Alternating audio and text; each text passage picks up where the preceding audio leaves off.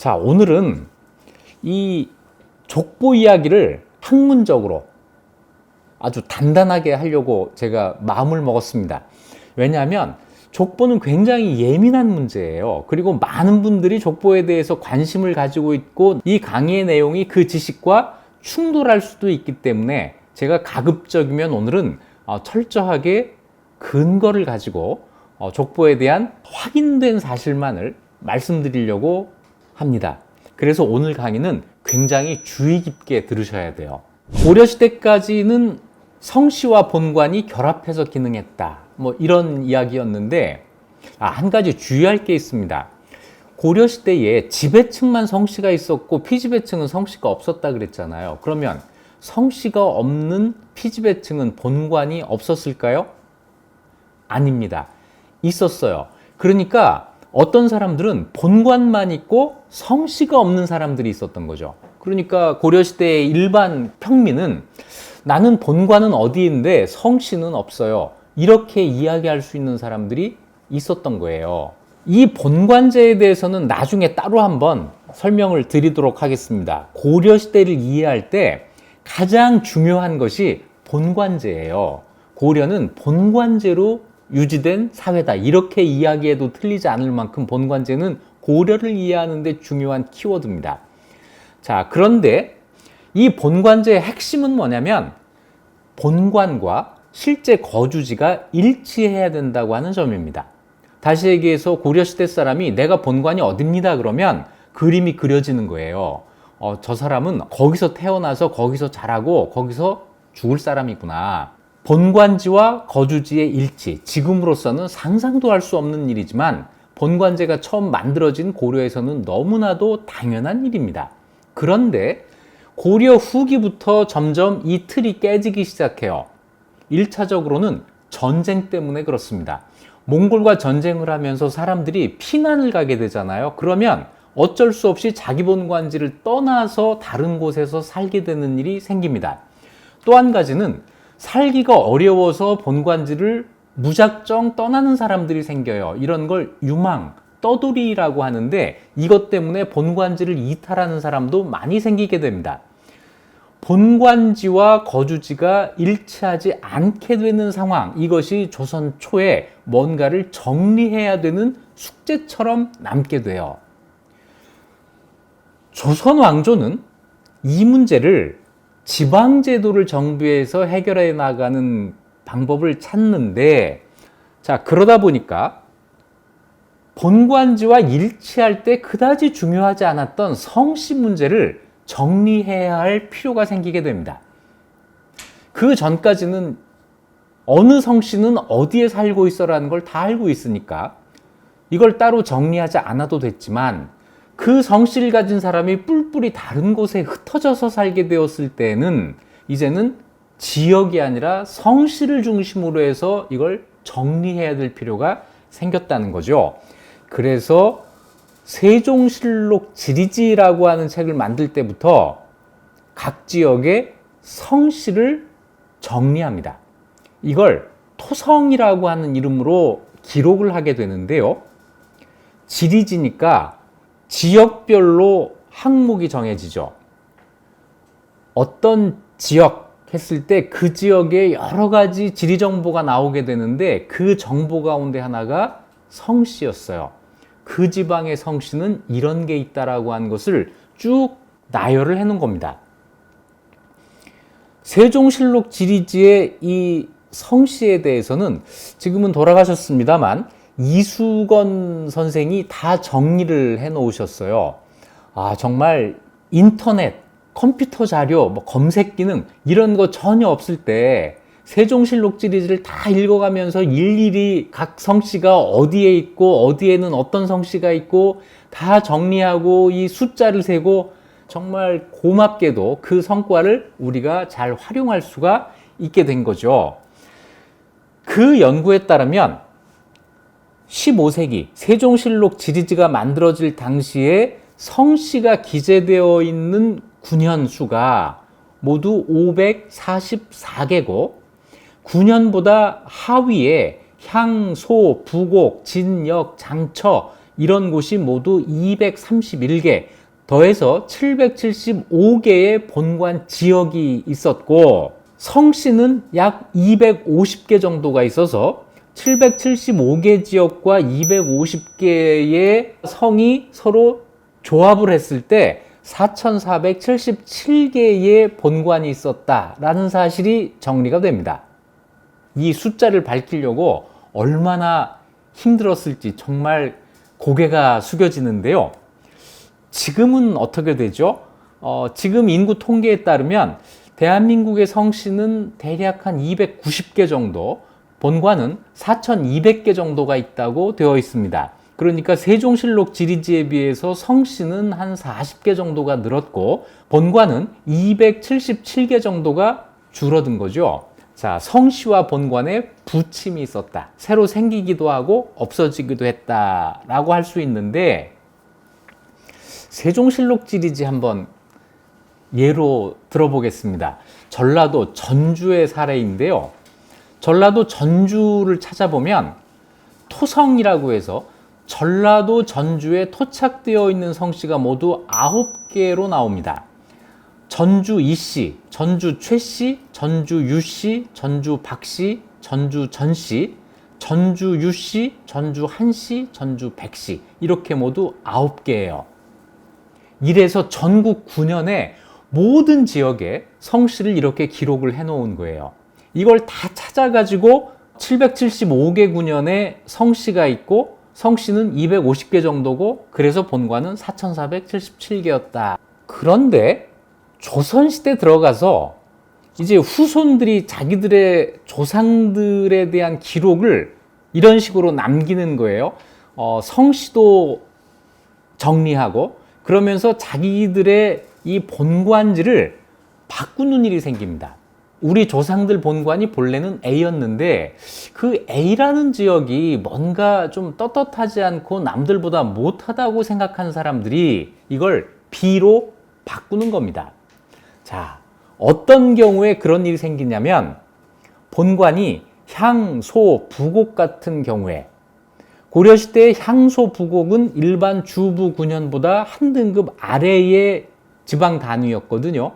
우리 조상이 이런 지역에 거주했다고 하는 것은 내가 다른 사람들보다 사회적인 지위가 떨어진다고 하는 걸 보여주는 증거가 되기 때문에 이걸 감추려고 한 거예요. 마침 조선시대에 들어오면 지방제도가 개편되면서 향소, 부곡 같은 것이 모두 소멸합니다. 그리고 내놓기에 그다지 떳떳하지 않은 이런 본관 이름을 그대로 지킬 이유가 없잖아요. 그래서 이런 지역에 살던 사람일수록 좀 더 큰 지역, 대도시 이름으로 본관을 설정하는 일이 생깁니다. 이런 걸 개관, 본관을 고친다 해가지고 개관이라고 하거나, 자기 마음대로 고친다 이런 뜻에서 모관이라고 불러요. 향소, 부곡에 살던 사람들뿐 아니고 작은 고을에 살던 사람들은 되도록이면 대도시로, 큰 도시의 이름으로 본관을 바꾸는 일이 생깁니다. 그러다 보니까 이 본관 지역의 수가 줄어들게 돼요. 자, 원래 있던 그 이름을 없애고 기존에 있는 더 큰 지역으로 개관을 하게 되니까 본관 수가 줄어들겠죠? 후손이 조상을 미워하는 것, 이거는 인지상정이라고 할 수가 있어요. 그래서 후손들이 뭐 자기들의 그 본관이 좀 떳떳하지 않다, 뭐 자랑스럽지 않다 해가지고 고치는 거, 이건 뭐 그 후손의 입장에서는 충분히 있을 수가 있는 일이겠죠. 여기서만 그치는 게 아니에요. 자기들의 조상의 관직이 향리라고 되어 있는 경우가 많이 있습니다. 왜냐하면 고려시대의 향리는 언제든지 과거에 응시할 수 있고 합격하면 중앙의 관리가 될 수 있는, 다시 얘기해서 중앙 관리와 지방의 향리가 그렇게 차이가 나지 않는 이런 신분이었거든요. 그래서 고려시대의 기록을 보면 그 조상들이 향리였다는 말이 많이 나와 있는데, 조선 사람들이 볼 때 향리는 그게 아니에요. 중앙의 관리가 되지 못하는 지방의 아전이라는 말이에요. 우리 조상이 향리였다니 이건 좀 부끄러운 일인걸 해가지고 고려시대 자기 조상들의 관직을 고칩니다. 고치면서 그냥 말단 관직을 이렇게 하는 게 아니라 이왕 고칠 거 우리 조상들한테 높은 관직 드려야지 해가지고 굉장히 높은 관직을 막 써놓는 일이 생겨요. 이런 식으로 조상을 미워하는 일이 생기고, 또 한 가지는 동성동본 간의 결혼 사실, 이것도 고려시대에는 있었던 일이에요. 그런데 조선시대 사람들이 볼 때는 어찌 그런 일이 있을 수가 있단 말인가 해가지고 그런 사실도 전부 감추거나 고치거나 해요. 이런 식으로 조선시대 후손의 기준으로 조상의 사실을 고치는 일이 벌어지게 되는데, 족보와 관련해서 한 가지 중요한 이런 왜곡이 있습니다. 선대, 자기 시조에 대한 사실을 미화하고 왜곡하는 거예요. 자기의 시조 위에 몇 대를 더 추가하는 일이 생기는데요. 놀랍게도 조선의 왕실이 그런 일을 합니다. 자, 조선 왕실의 계보. 조선 왕실 본관이 전주입니다. 전주이 씨의 계보에 조선 초에 아주 중요한 변화가 있어요. 왕이 되기 전의 기록과 조선을 세우고 왕이 된 다음의 기록이 달라지는데, 이 두 개를 비교할 수 있는 기록이 각각 있어서 비교가 가능합니다. 먼저 1387년 고려 우왕 13년, 다시 얘기해서 이성계가 아직 무장일 시절에 그때 기록이 있습니다. 이성계의 아버지가 이자춘이라는 사람인데, 이자춘의 비문을 이성계가 이색에게 부탁을 해요. 그 당시 명유였고 명문장가였던 이색에게 우리 아버지의 비문을 하나 써주시오 해가지고 이걸 쓴 게 있습니다. 뭐 아버지 이름을 따가지고 흔히 이자춘 신도비라고 부르는데, 이자춘의 그 비석에는 그 집안의 선대부터 쭉 기록이 있어요. 그때 시조가 누구로 되어 있냐면 신라 아간 광희라고 되어 있습니다. 신라 아간이라고 한 건 뭐냐면 신라 시대의 아간, 아찬 관등에 있었던 광이라는 뜻이고, 아찬은 육두품이 오를 수 있는 가장 높은 관등이에요. 다시 얘기해서 신라 아간 광이라고 한 것은 이성계의 선대가 신라의 육두품이었다고 하는 이야기를 하는 건데, 이건 현실적으로 불가능한 얘기입니다. 왜냐하면 전주에 살았을 이성계의 조상이 육두품이 될 수가 없어요. 다시 얘기해서 육두품이 전주에 가서 살 일이 없다는 거죠. 다시 얘기해서 이것조차도 한번 과장되고 미화가 된 겁니다. 하지만 자기 조상을 이 정도 미화하는 건 얼마든지 있을 수 있는 일이니까, 이색으로서도 그 집에서 그렇다고 하니까 그러냐 해가지고 이렇게 기록을 했을 거예요. 그래서 고려가 망하기 전에 이성계 시조에 대한 기록이 신라 아찬 광이다 라고 되어 있었는데, 그로부터 얼마 뒤에 조선이 건국되고 이자춘을 환왕으로 추대를 하고 환왕의 비석을 다시 세웁니다. 이걸 환왕 정릉비라고 부르는데, 1393년에 정총이라는 사람이 지어요. 정총이 지은 이 환왕 정릉비에 따르면 광희 위에 세 사람이 추가가 됩니다. 이한이라는 사람, 이자연이라는 사람, 이천상이라는 사람, 세 사람이 추가가 되고, 그 사람들에 대한 설명이 이렇게 돼요. 이한은 사공이라는 관직에 있고 태종 무열왕의 후손 김은희라는 사람의 딸과 결혼을 했다라는 이야기가 추가가 됩니다. 그런데 이게 전부 불가능한 얘기예요. 왜냐하면 사공이라는 관직은 신라에 있지도 않았고, 이한이 진골이 아닌데 태종 무열왕의 후손과 결혼한다는 것은 신라 골품자에서는 절대로 불가능한 일이기 때문에 그렇습니다. 자, 이한의 아들은 누구라고 되어 있냐면 시중 자연이라고 되어 있는데, 그 다음은 복야 천상이라고 되어 있는데, 마찬가지로 복야라는 관직도 신라에는 없는 관직입니다. 다시 얘기해서 이한, 이자연, 이천상, 조선 왕실이 추가한 이 세 사람은 도저히 존재할 수 없는 사람들이에요. 왜곡이 된 거죠. 자, 조선 왕실이 나서서 자기 조상을 미화하고 있는 겁니다. 얘기가 여기에서 그치지를 않아요.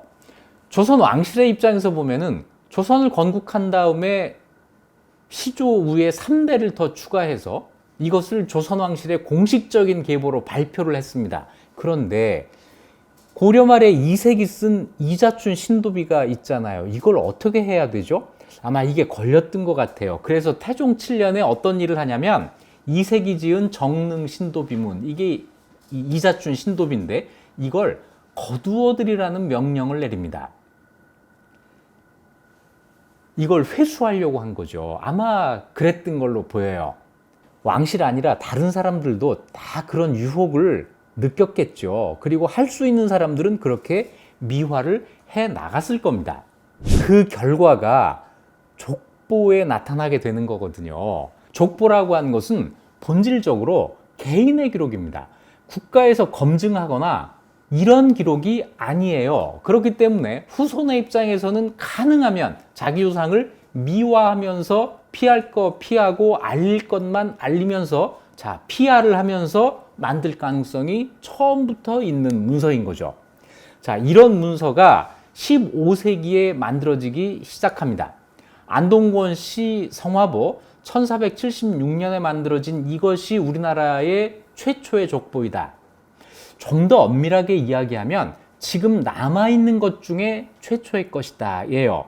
안동권시 성화보 말고 다른 족보가 만들어졌을 가능성이 물론 있습니다. 그런데 지금 남아있는 것 가운데는 이것이 가장 오래된 족보라고 하는 이야기죠. 뒤이어서 문화유 씨의 가정보, 강릉김 씨 을죽보, 능성구 씨의 만력보, 이런 족보들이 14세기 후반, 16세기 후반까지 만들어집니다. 이 4개 족보는 지금 실물이 남아있는 족보들이고, 이것 말고도 오히려 이거보다 좀 더 앞서서 만들어졌다는 기록만 있는 족보도 있어요. 그게 문화유 씨 영락보, 남양홍 씨 정통보, 진주화 씨 경태보, 원주원 씨 천순보, 이런 족보들인데, 이런 족보들은 이런 족보를 만들었다는 말만 있고 그 족보에 실물이 있지를 않아서 최초의 것이라고 하지를 않는 거죠. 자, 그렇다면 족보를 만들기 이전에 안동거시 성화보 이전에는 자기들의 조상에 대한 기록, 자기까지의 계보를 어떻게 정리했을까요? 다시 얘기해서 족보 이전의 가계의 기록, 고려시대의 가계 기록은 어땠을까요? 자, 이런 그 의문을 가질 수가 있는데 여기에 대해서는 김용선 선생의 글이 있습니다. 족보 이전의 가계 기록이라고 하는 글이 있어서 그 글을 중심으로 제가 설명을 해보겠습니다. 그 이전에는 지금과 같은 족보는 없었다예요. 조상들에 대한 기록을 하긴 하는데 그것이 나를 중심으로 해서 내 조상으로 올라가거나 아니면 내 조상으로부터 나에게까지 내려오거나, 자, 상향식도 있고 하향식도 있는데 중요한 것은 모두가 나를 중심으로 한다는 거죠. 자, 예를 하나 들어보겠습니다. 고려 중기쯤에 김의원이라는 사람이 있습니다. 이 김의원에 대한 기록, 김의원 묘지명이 있는데 이 김의원 묘지명에는 김의원에 대해서 이렇게 기록을 합니다. 아버지는 양감이고 어머니 최 씨는 연하의 딸이다. 그러니까 최연하라는 사람의 딸이라는 거죠. 그래서 외할아버지의 이름이 여기 나오는 거예요.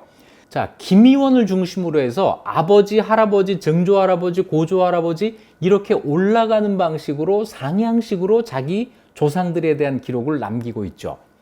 반대로 하향식도 있어요. 이건 고려 말에 만들어진 그 유명한 이재현의 묘지명입니다. 이재현 묘지명 보면 시조부터 시작을 해요. 신라시조 혁거세의 좌명공신으로 이알평이라는 분이 있었다. 자, 이재현의 시조가 이알평이라는 거죠. 이알평으로부터 쭉 내려와서 거명이 금연을 낳고 금연이 금서를 낳고 금서가 윤홍을 낳고, 자, 이렇게 누가 누구를 낳고 해가지고 계속 아래로 내려오는 겁니다. 그래서 득견이 핵을 낳고 핵이 진을 낳고 진이 박인육의 딸에게 장가들어 공, 이재현을 낳았다. 그러니까 시조로부터 이재현으로 쭉 내려오는 계보가 만들어져 있는 거죠. 자, 누구의 아버지는 누구고 누구의 아버지는 누구고 이 방법. 그 다음은 누가 누구를 낳고 누가 누구를 낳고 이런 거 성경에서 보신 적 없으세요? 성경을 보면 예수의 족보가 두 군데 나와 있습니다. 그 하나는 마테오 복음서에 있어요. 마테오 복음서에 보면 다윗의 자손이시며 아브라함의 자손이신 예수 그리스도의 족보, 그리고는 아브라함은 이삭을 낳고 이삭은 야곱을 낳고 야곱은 유다와 그 형제를 낳았다. 유다는 누구를 낳고 해가지고 야곱은 마리아의 남편 요셉을 낳았는데 마리아에게서 그리스도라고 불리는 예수님께서 태어나셨다. 하향식으로 다윗에서부터 예수까지의 계보를 이야기하고 있죠. 루카복음서에는 다른 방식으로 이 계보가 나타납니다. 예수님의 족보, 예수님께서는 30살쯤에 활동을 시작하셨는데 사람들은 그를 요셉의 아들로 여겼다. 요셉은 엘리의 아들, 엘리는 마탓의 아들, 마탓은 레위의 아들, 이렇게 올라가요. 쭉 올라가서 유다는 야곱의 아들, 야곱은 이삭의 아들, 이삭은 아브라함의 아들. 상향식이죠. 하향식, 상향식 모두 기록하는 방식이 성경에도 있고 고려시대에도 그런 방식이 있었던 겁니다. 그런데 이걸 족보라고 하느냐? 족보라고 안 해요. 계보도라고 하지 이건 족보라고 하지 않습니다. 왜냐하면 족보라고 하는 것은 한 시조로부터 일정한 원칙에 있는 사람들을 전부 망라하는 것을 원칙으로 해서 만들어지는 책입니다. 다시 얘기해서 상향식, 하향식 계보도에는 아버지의 형제들에 대한 기록이 전혀 없잖아요. 할아버지의 형제들에 대한 기록도 전혀 없습니다. 다시 얘기해서 직계 단일 계보만 있는 거고 반계에 대한 기록이 전혀 없어요. 그래서 이걸 족보라고 하지를 않는 겁니다. 계보도와 족보는 그래서 다르다. 고려시대에는 이렇게 아직 족보라고 하는 것은 만들어지지 않았다라는 거죠. 그런데 조선 초에 가면은 족보하고 아주 비슷한 게 만들어지는 게 있습니다. 족도라고 하는 건데요. 그림으로 그린 거예요. 조상으로부터 자손으로 내려가는 그 계보를 우리도 흔히 이렇게 선으로 이렇게 연결하지 않습니까? 지금은 이렇게 옆으로 연결을 할 법하지만 옛날이니까 아래로 썼어요. 쭉 아래로 내려가면서 이렇게 갈래를 쳐가면서 그림을 그려놓은 이런 족도가 있는데 이 족도에 실물이 지금 남아있는 게 있습니다. 해주오씨 족도라는 게 있어요. 해주오씨 족도 실물이 있고 거기 이제 써 있는 걸 보면은 고려 말 조선 초에 만들어진 겁니다. 오광정이라고 하는 사람이 만들기 시작해서 그 아들 오선경이 완성을 했는데 완성한 시기가 1401년이에요. 조선 태종 때 일이죠. 이 해조씨 족도의 존재가 그 이후에 여러 글에 나와 있었어요. 오희문이라고 한, 역시 이제 이 집안 사람이죠. 아주 유명한 쇠미록이라고 하는 글에도 보면 우리 집안에 이런 족도가 있었다라고 이제 얘기가 있었는데 그 실물이 1987년 7월 14일 날 TV 방송을 통해서 공개가 됩니다. 그래서 모두가 깜짝 놀라고 굉장히 반가워했죠. 그래서 이 족도를 이제 이 한국사 연구자들이 분석을 하게 됐는데 이런 거예요. 이제 가로 112cm, 세로 115cm의 한 장의 종이에다가 해주 오씨의 계보도를 쭉 그려놓고 이 집안과 결혼을 한 다른 집안의 계보도까지 같이 그려놓은 겁니다. 이 점이 더 고마운데요. 시조부터 9세까지 9세대의 계보도예요. 이 가운데 1세부터 5세까지는 단일선으로, 한 선으로 이어지는 단일 계보도이고 6세부터 9세까지는 아들과 사위들을 전부 기록해 놓은 그림입니다. 왜 6세부터 이렇게 됐을까 생각해 보면 이걸 만든 오광정이 이 집안의 7세거든요. 다시 얘기해서 자기가 알고 있는 데서부터는 아들, 사위를 다 기록을 해 놓은 거예요. 자기의 아버지, 삼촌, 고모부 이런 사람들을 전부 기록을 할 수가 있었을 테니까요. 그리고 여기에는 50뿐 아니라 이 집안과 결혼한 사람들까지 계보도를 전부 그려놨는데 장흥 임씨, 경주 임씨, 수원 최씨, 여흥민 씨, 행주 기씨의 계보가 여기에 포함이 되어 있습니다. 그래서 총 212명의 이름이 여기에 나와요. 이것도 아직 족보라고 하지는 않습니다. 족보라고 하지는 않아요. 족보 전의 단계, 족도라고 하는 거죠. 그래서 여전히 최초의 족보는 안동권 씨 성화보다. 역사를 연구하는 사람들에게는 안동권 씨 성화보는 굉장히 고마운 족보입니다. 최초의 족보이기도 하고 굉장히 많은 정보를 담고 있어요. 안동권 씨의 시조는 권행입니다. 이 권행은 원래는 김행이었는데 태조 왕건이 고창, 지금 안동에서 견훤과 싸울 때 태조 왕건을 도운 공이 있어서 권씨성을 하사받았다. 이렇게 된 거죠. 그래서 김행이 권행이 되면서 안동권 씨의 시조가 된 겁니다. 지금까지 안동권 씨 성화보 여러 차례 언급은 됐는데 한 번도 같이 읽어보지를 않았죠. 한번 같이 읽어보겠습니다. 족보를 읽는 것은 그 아랫단으로 내려가면서 읽는 거죠. 권행 아래로 내려가면 인행이 있고 그 아래로 쭉 내려갑니다. 그러다가 균한에서 턴을 따라서 위로 올라가요. 그리고는 다시 계속 내려가서 중시, 취의, 통 이렇게 삼형제가 나오게 됩니다. 다시 얘기해서 이 집안의 계보는 권행으로부터 중시 형제들까지는 단일계보로 내려온 겁니다. 고려시대에 하향식 단일계보, 이것이 여기에도 적용이 되는 거죠. 엄밀한 의미에서는 여기까지는 족보라고 할 수가 없어요. 그러다가 중시 형제부터 형제가 기록되기 시작합니다. 자, 중시의 이름이 다시 맨 위로 올라가서 권중시 이렇게 돼 있죠. 여길 찾아가는 겁니다. 중시의 아들 수평, 옆에 있는 차평, 그 옆에 있는 성원은 형제들이라는 뜻입니다. 수평의 아들이 위고 위의 장남이 단이고 단의 장남이 보가 돼요. 위에 장남이 단이고 여부라고 해서 딸의 남편, 다시 얘기해서 사위가 있고 또 아들. 이것은 출생순으로 기록을 해 놓은 겁니다. 남녀 차별을 거의 두지 않고 출생순으로 기록을 한다. 그리고 또 한 가지 후손들을 다 적는다. 바로 이 점에서 족보의 자격을 갖게 되는 거죠.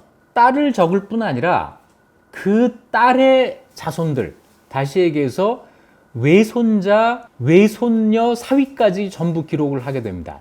그러다 보니까 권씨가 아닌 사람들도 이 족보에는 굉장히 많이 들어가게 되는데 이 족보 안에 무려 8,000명 정도가 수록이 됩니다.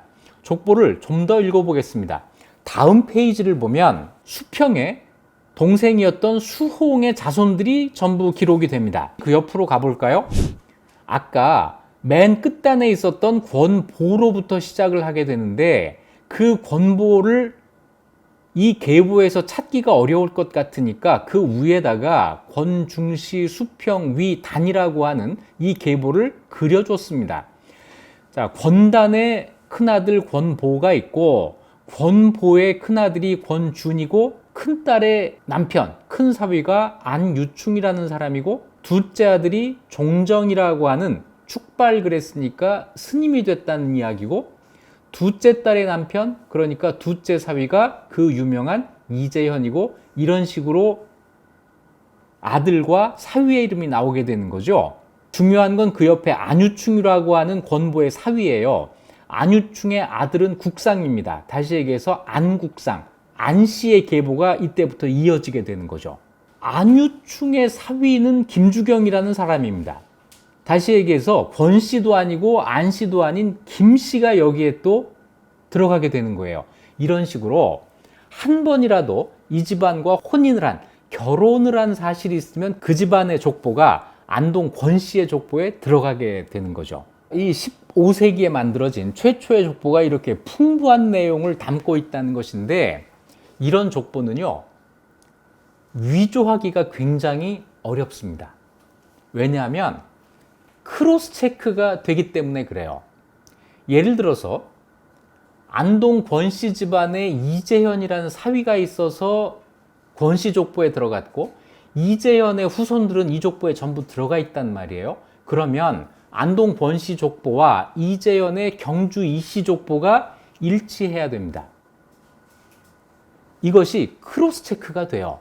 그래서 누구도 여기에 허위 사실을 기재할 수가 없습니다. 이것 때문에 이 초기 족보들 15세기, 16세기 족보는 믿을만하다라고 이야기를 하는 거죠.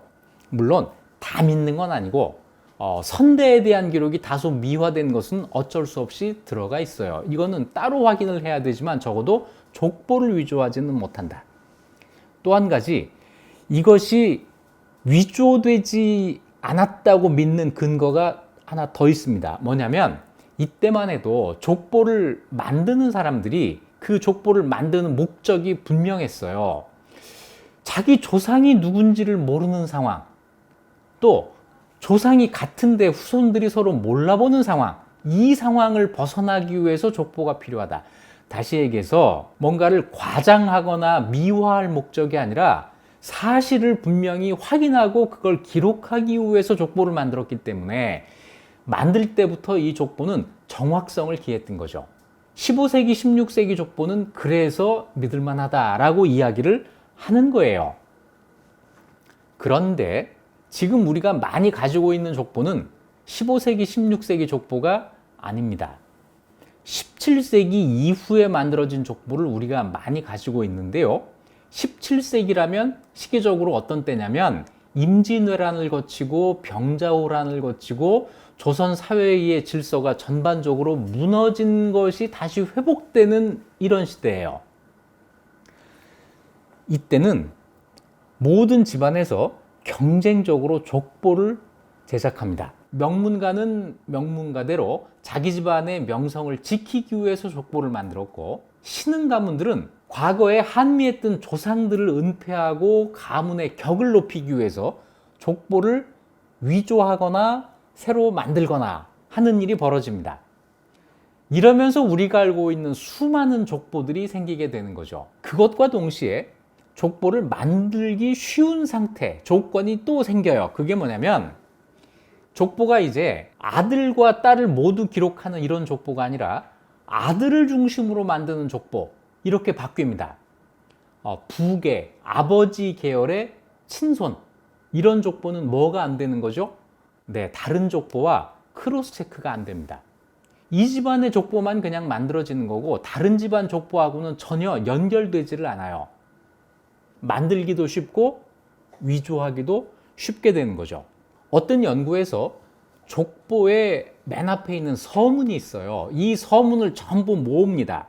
그래서 267개를 모으는데 이렇게 모아진 족보가 언제 만들어진 것인지를 조사를 한 겁니다.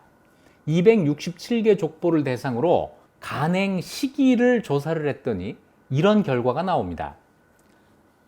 자, 저 3% 언제냐면 1501년부터 1550년, 다시 얘기해서 16세기 전반에 만들어진 족보가 267개 전체 족보 가운데 3%. 이런 방식으로 50년 단위로 잘랐어요.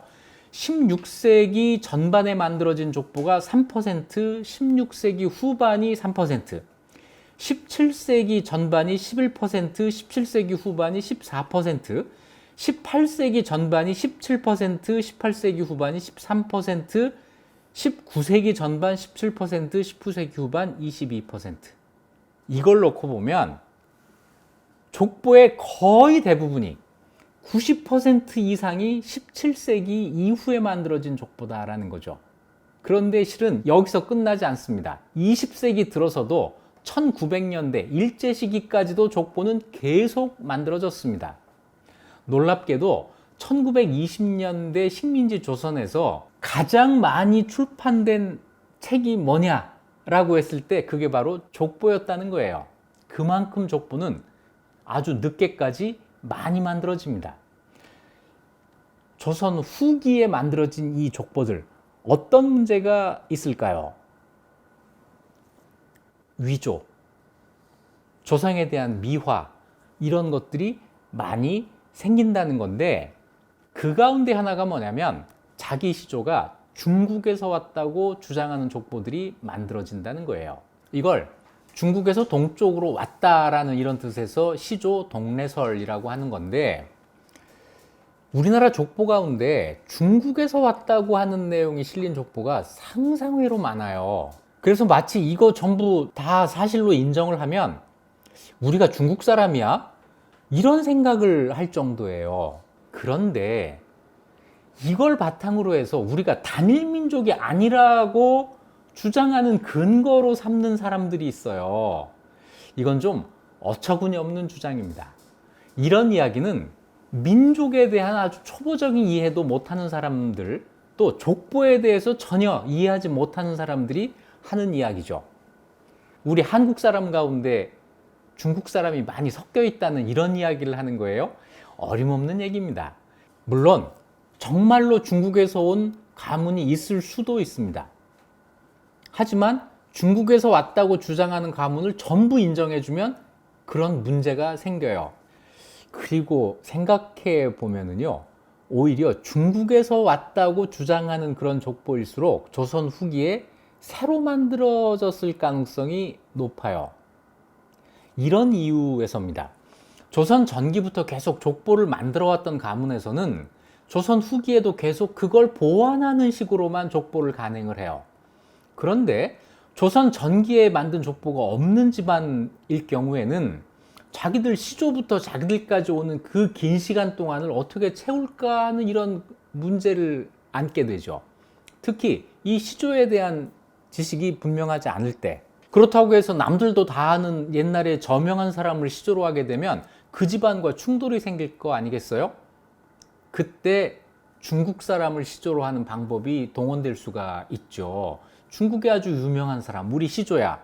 게다가 그 시기에는 중국을 굉장히 좋아하는 모화 사상이 있을 때란 말이에요. 그러니까 모화 사상에 있는 사람들이 중국의 유명한 사람을 끌어다가 시조로 삼으면 자기들의 집안의 격도 높이고 다른 집안과 충돌하지도 않으면서 새로운 족보를 만들 수 있다는 이런 이점이 있으니까 그런 방법을 많이 썼겠죠. 그러니까 우리 집 족보에 우리 시조가 중국에서 왔어 이렇게 있으면 좀 조심하셔야 됩니다. 물론 다 가짜라는 거는 아니지만요. 또 한 가지가 있습니다. 족보와 신분의 문제입니다. 지금까지는 주로 성씨를 가지고 이야기했다면 이제는 신분 문제를 가지고 족보를 한번 검증해 볼 필요가 있는데요. 족보는 양반만 만드는 것이다. 이건 움직일 수 없는 철칙입니다. 족보는 양반만 만드는 거예요. 따라서 족보를 만드는 사람이 많아진다는 건 뭐냐면 양반이 많아지고 있다는 걸 뜻하기도 합니다. 조선 후기에는 실제로 양반이 많아져요.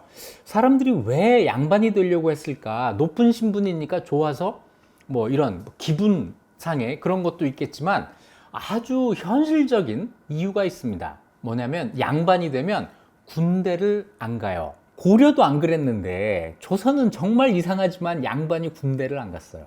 물론 그 당시는 일반 양인들도 직접 군대에 가는 이런 군역을 지는 게 아닙니다. 군대에 가는 대신에 군포라고 하는데 이걸 내는 역을 졌습니다. 군대를 가기도 하고 군포를 내기도 하고 이걸 다 통틀어서 군역이라고 했는데 조선 후기 일반 백성들의 생활에서 가장 어려운 일이 뭐냐면 이 군역을 지는 거였어요. 그런데 양반이 되면 이 군역에서 면제가 된다? 그러면 양반이 될 충분한 이유가 있는 거죠. 아래 신분 사람들, 양반 아래 신분 사람들이 길을 쓰고 양반이 되려고 노력을 합니다. 그런데 이 길이 또 열려요. 돈을 내면 관직을 주는 제도가 생깁니다. 임진왜란 병자호란이 지나고 이러면서 국가 재정이 어려워지니까 돈을 받고 관직을 주는 제도, 이걸 납속책이라고 하는데 납속책에는 크게 세 가지 내용이 있어요. 첫째, 수직, 관직을 받는다. 둘째, 면역, 국역을 면제받는다. 셋째, 면천, 천민이 돈을 내고 천민에서 벗어난다는 뜻이에요. 자, 이 세 가지 가운데 납속 수직의 경우에는 돈을 내고 관직을 얻어서 내가 양반이 되고 그 대가로 군역에서 면제받는다. 이런 이야기거든요. 그런데 이 사람들이 관직에 오른다고 해서 어디 가서 일하는 건 아니에요. 관리의 자격만 갖는 겁니다. 그것만으로도 충분해요. 군역을 지지 않으니까요. 자, 요 방법 말고 또 어떤 방법이 있냐면 유학이라고 하는 것을 칭하는 겁니다. 나 유학이야 라고 하는 건데, 유학은 뭐냐면 공부하는 학생이라는 뜻이에요. 공부를 왜 하죠? 과거에 응시하기 위해서. 그러니까 나 과거 준비하는 사람이야 라고 하면 이 사람이 양반 대우를 받는 거예요.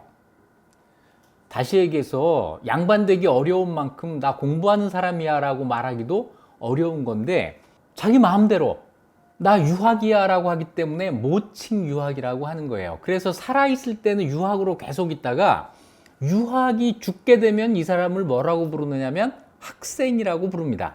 그래도 양반 신분으로 인정이 됩니다. 세 번째로는 환부역조, 아버지와 할아버지를 고치는 거예요. 이게 족보입니다. 내 아버지는 마당쇠인데, 그래서 나는 천민인데, 마당쇠라는 아버지를 딴 사람으로 고치는 겁니다. 뭐냐면 다른 사람 족보에 내 이름을 끼워 넣는 거예요. 조상을 바꾸어서 내가 양반이 된다. 자, 족보를 사고 또는 족보를 만들고 하는 일이죠. 족보를 산다는 말은 족보를 파는 사람도 있었다는 뜻이네요. 네, 있었습니다. 조선 후기쯤 되면 양반 중에 몰락하는 사람들이 생겨요. 이런 사람들을 잔반이라고 하는데, 이 잔반들은 심지어는 남의 집 일을 해가면서 입에 풀칠을 한단 말이에요. 그런 사람이 그러기 전에 집에 있는 족보를 팔 수 있겠죠. 자, 이제 돈을 가지고 족보를 사서 양반이 되는 사람들이 생깁니다. 이것 때문에 족보 장사도 생겨요. 이 족보 장사는 백승종 선생의 위조족보의 유행이라고 하는 글에 인용되어 있는 실록 기사 하나 소개를 하면 아주 생생하게 이해를 하실 수 있을 겁니다. 1764년 18세기 후반이죠. 영조 40년에 사원부에서 국왕에게 아뢰는 말입니다. 역관 김경이라고 하는 자가 사사로이 활자를 주조한 다음에 다른 사람들의 족보를 사놓고는 시골에서 군역을 면하려는 사람들을 불러 꼬여다가 그들의 이름을 기록해주고 책장을 바꿔준 것으로 생계를 삼고 있습니다. 무슨 얘기냐면, 이 역관이니까 중인이잖아요. 이 사람이 활자를 자기가 주조해가지고 이거를 다른 사람 족보에다가 씌워 이렇게 덧대서 이름을 새겨주는 겁니다. 돈 받고. 그러니까 누가 와가지고 내 이름을 이 족보에다가 넣어주세요 그러면 자기가 갖고 있는 그 활자를 가지고 남의 족보에다가 그 사람 이름을 찍어주고 돈 받고 판다는 거예요. 아주 전업적인 족보 장사를 하는 사람이 이렇게 생긴 거죠. 이게 다 수요가 있으니까 하는 일이겠죠. 이 김경이라는 사람한테 족보를 사가요. 그 족보에는 자기 이름이 이제 박혀 있는 거예요. 그러면 환부역조가 자동적으로 되는 거고, 이 사람은 다 양반이야 라고 행세하면서 군역을 지지 않게 되는 거니까 족보 사는데 들어간 비용만큼은 건져 쓸 거예요. 이게 이제 계속 문제가 됩니다. 정조 때는 역시 사헌부에서 또 이런 그 상소를 올려요. 비천한 자들이 돈을 주고 양반의 족보에 자기 이름을 끼워 넣고 관직까지 뇌물을 주고 임명장을 빌립니다. 그래서 백성들의 생업이 궁핍해지고, 가난한 사람이 자기 돈 들여서 그런 일을 하니까 더 궁핍해진다는 거예요. 중요한 건 뭐냐면 군사의 액수가 줄어든다. 군역을 지는 사람이 자꾸 줄어드니 이게 작은 일이 아닙니다. 어때요? 18세기 후반에 가짜 족보가 얼마나 많이 횡행했는지 감을 잡으시겠어요? 사태가 이쯤 되니까 진짜 양반 가문에서도 저 가짜 족보를 못 만들게 하기는 이제 불가능하고, 그렇다면 우리 집에 있는 진짜 족보를 어떻게 보호할까? 저 가짜와 우리 진짜가 어떻게 섞이지 않게 할까는 이런 생각을 하게 됩니다. 그래서 별보라고 하는 걸 만들어요. 별보. 이건 뭐냐면, 그래, 우리 집 족보 갖다가 그렇게 하는 건 우리가 막지는 못하겠는데 우리 본래 족보에 껴들지 말고 별보로 해가지고 따로 만들어라. 그러면 뭐 같은 어디 무슨 시 족보인데 우리의 본래 족보와 너네 가짜 족보가 구별될 수 있지 않겠느냐 하는 이런 타협책을 냈다는 거예요. 그래서 이런 말들도 나옵니다. 어느 집안 족보는 가짜가 많이 섞였어. 어느 집안 족보는 가짜가 많이 없어. 그래서 가짜가 많이 섞인 족보를 탁한 족보, 탁보. 가짜가 많이 섞이지 않은 족보를 맑은 족보, 청보. 이렇게 구분하는 일까지 생겼다는 거죠. 이게 18세기 조선의 사회상입니다. 여기에 또 끼어든 사람들이 있어요. 노비들이에요. 노비는 성도 없었어요. 마당쇠, 돌쇠, 여기에 무슨 성이 있습니까? 성이 없는 사람들인데 이 사람들도 조선 후기에 와서 신분 상승의 기회를 잡아요. 노비 가운데 돈 있는 사람들, 조선시대 노비가 재산 가질 수 있었으니까요. 돈 있는 사람들은 역시 국가에 돈을 내고 납속을 해서 면천을 합니다. 천민에서 벗어날 수 있었어요. 일단 천민에서 벗어나면 이제 양인이 된 거잖아요. 또 자기 돈을 가지고 면역을 하고 수직을 하고 이러면서 노비가 양반으로 상승해가는 이런 길을 타게 됩니다. 이 노비의 신분 상승에 대한 아주 재밌는 연구가 있어서 이 연구를 토대로 말씀드리겠습니다. 권내현 선생의 노비에서 양반으로 그 머나먼 여정이라고 하는 책이 있어요. 아주 재밌습니다. 경상도 단성현이 있어요.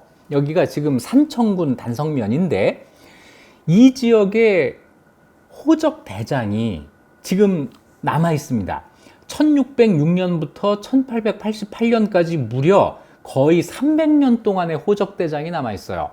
조선시대의 호적 대장이 3년마다 한 번씩 새로 작성이 되거든요. 어떤 사람이 한 동네에 계속 살게 되면 그 집안의 이력이 3년마다 한 번씩 계속 기록이 돼 있는 거고, 이걸 쭉 찾아보면 이 집안의 가계의 변동을 추적할 수가 있겠죠. 이거를 한 겁니다.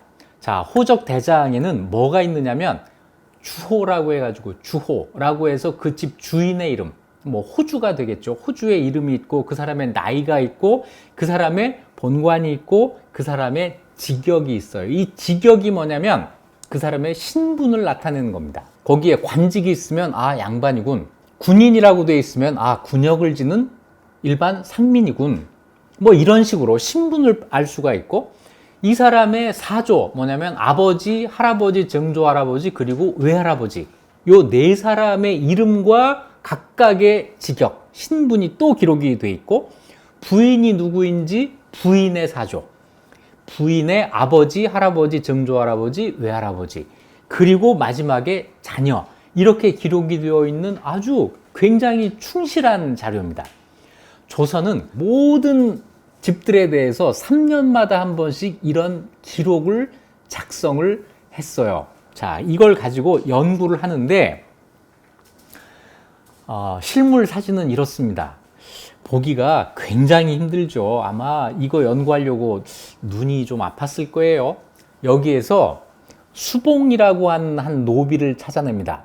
1678년 수봉의 호적대장을 토대로 가계도를 그려보면 이런 그림이 나옵니다. 자, 수봉이 있고 수봉의 직역은 산호예요. 산호비. 주인이 단성현에 거주하는 심정량이라는 사람이다 라는 것까지 밝혀져 있습니다. 그런데 놀랍게도 노비인데 본관이 있어요. 그러니까 이럴 경우 성은 없는데 본관만 있는 경우죠. 자, 수봉의 아버지는 갓복이고 갓복도 산호입니다. 수봉의 어머니 숙향도 산호비예요. 수봉의 할아버지는 누군지 몰라요. 증조 할아버지도 누군지 모릅니다. 이거는 수봉이 자기 할아버지, 증조 할아버지를 몰랐다는 이야기예요. 외할아버지는 알았어요. 외할아버지는 단문인데 역시 산호예요. 그러니까 갓복과 숙향이 노와 비가 서로 결혼해서 수봉이라고 하는 노가 태어난 거죠. 그 옆에 있는 그림은 수봉의 처가입니다. 수봉의 부인 자목, 사비. 처의 아버지니까 장인, 금금이 산호. 장모, 애춘, 사비. 자, 이래서 1678년 호족에서 수봉은 온통 노비예요. 그리고 이것은 조선시대에 아주 일반적으로 있는 가족의 형태입니다. 자, 그런데 이것 다음에 39년 뒤에 작성된 호적을 한번 보겠습니다. 39년 뒤에 1717년에 수봉의 아들 김흥발의 호적이에요.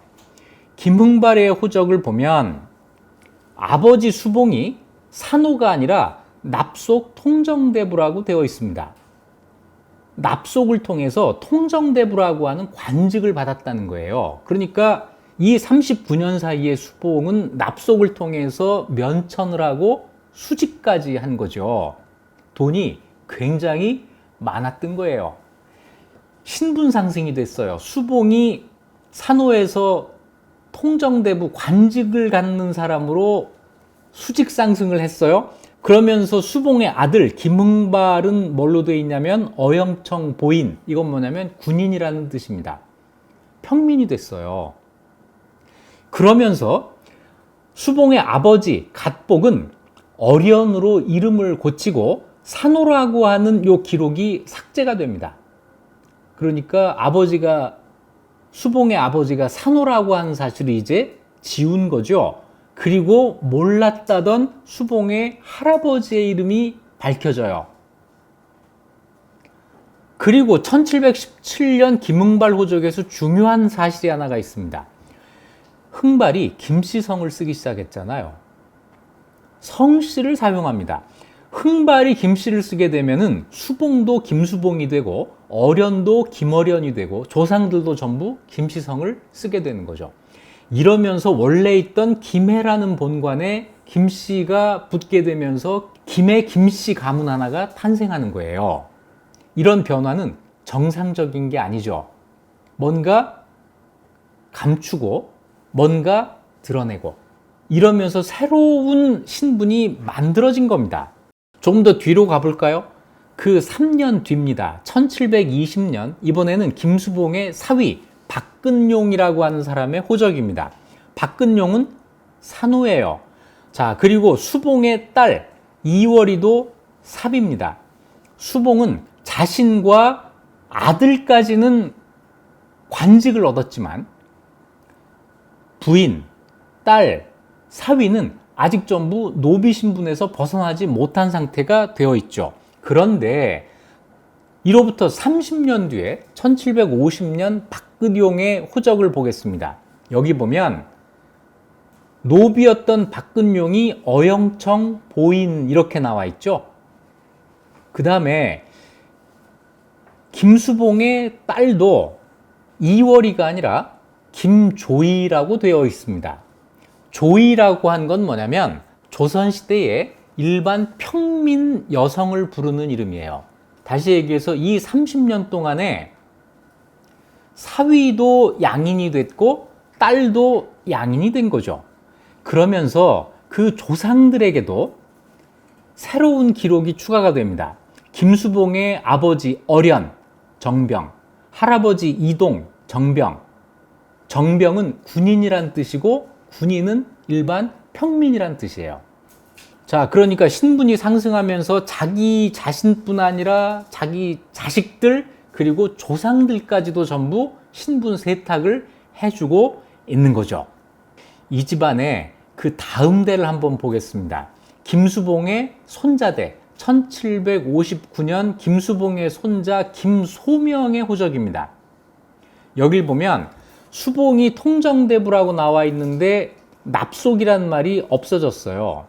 그 다음에 흥발, 가선대부 동지중추부사라고 하는 꽤 높은 관직을 얻은 것으로 되어 있습니다. 이것도 납속에 의한 거예요.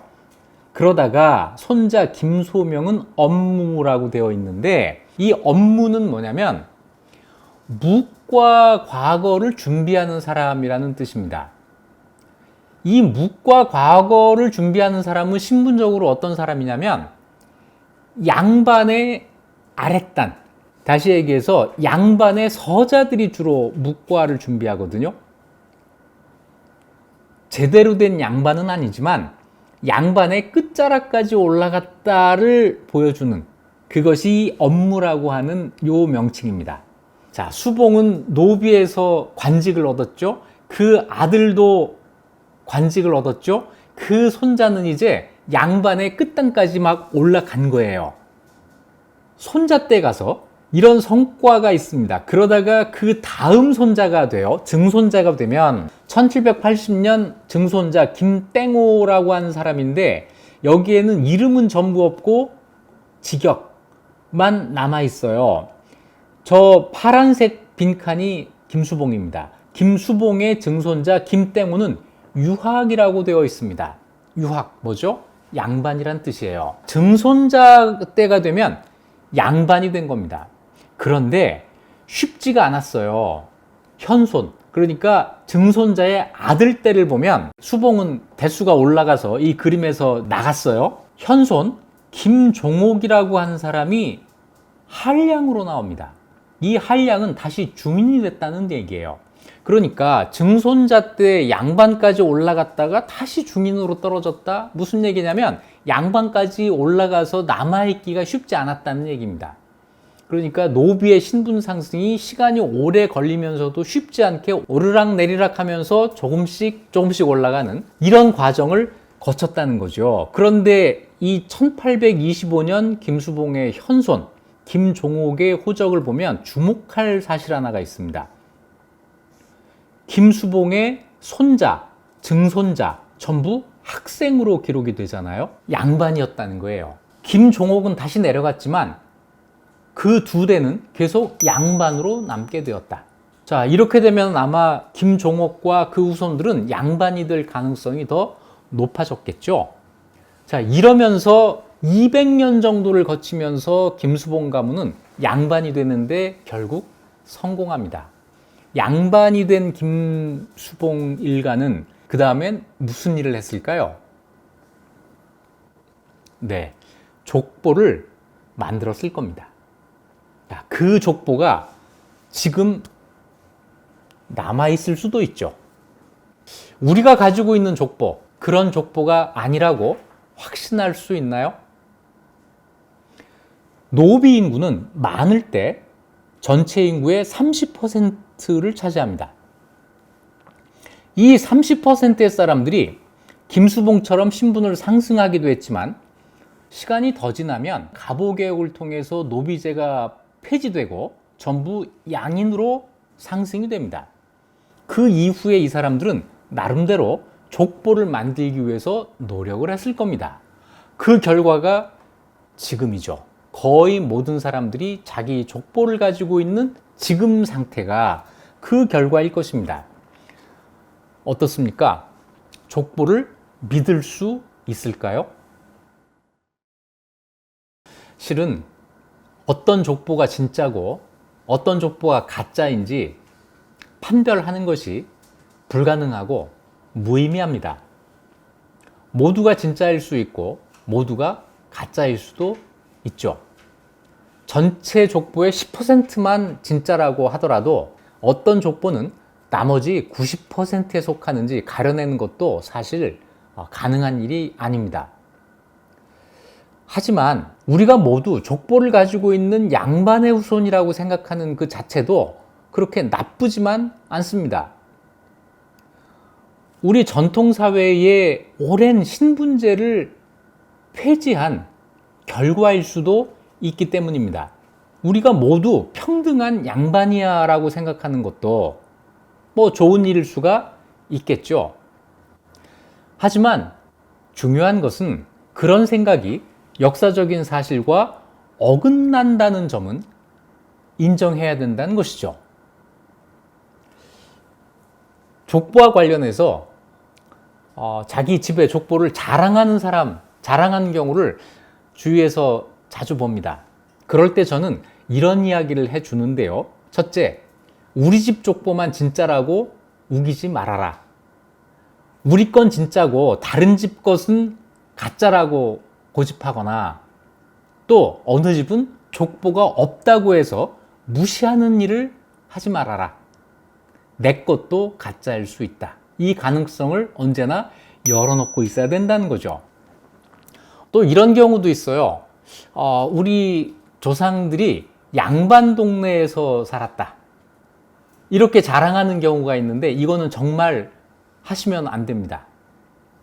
왜냐하면 소위 그 양반 동네라고 하는 동네에는 양반보다 노비가 훨씬 더 많이 살아요. 그러겠죠?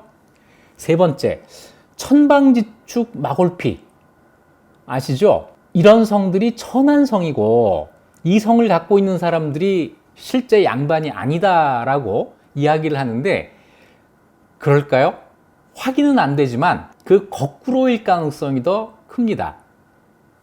한번 생각해 보시죠. 조선 후기에 노비가 어떤 성을 새로 쓰기 시작했습니다. 그때 김씨, 이씨, 박씨를 쓰겠습니까? 아니면 천방지축 마골피를 성으로 쓰겠습니까? 저 같으면 김이박을 썼을 것 같은데요. 오히려 천방지축 마골피 씨는 진짜 양반일 가능성이 높아요. 전에 언젠가 집안에 뿌리 찾기를 한다고 해가지고 초등학교 학생들에게 집안에 족보 조사해 오기 이런 숙제를 내는 학교들이 있었어요. 지금은 그런 거 안 하겠죠? 다행스러운 일입니다. 앞으로도 그런 일이 있으면 안 되겠죠. 마지막으로 이 족보에 대해서 우리가 어떤 태도를 가져야 할지, 지금은 돌아가셨습니다만 역사 공부하는 사람들 모두의 그 존경을 받으시는 이기백 선생님이 이 족보에 대해서 하신 말씀이 있어요. 그 대목을 마지막으로 읽는 것으로 마무리를 대신하겠습니다. 그 족보와 현대사회라는 글을 쓰셨는데요. 거기에 한 대목입니다. 개인의 실력에 의하여 인간의 능력을 평가하고 그 능력에 적합한 사회적 지위와 봉사회 기회가 주어지는 것이 민주사회의 바람직한 이상이다. 그런데 족보는 옛날의 신분적 질서를 유지 보존하고 이에 의하여 인간을 차별하려는 노력의 산물이며 이는 민주사회의 이상에 배치되는 것이다. 그러므로 개인의 자유와 평등을 추구하는 우리나라 역사의 발전에 있어서 걸림돌이 되는 것이다. 더구나 이미 사실과는 어긋나는 족보가 증가하고 보면 그것을 근거로 자신의 사회적 지위를 과시하려는 것은 결코 남을 속이는 일에 지나지 않는다. 따라서 족보를 가지고 자기의 신분을 과시하려는 풍조가 우리 사회에서 사라지는 날이 곧 진정한 민주사회가 이루어지는 날이라고 할 수 있을 것이다. 어떠세요? 충분히 공감하시겠죠?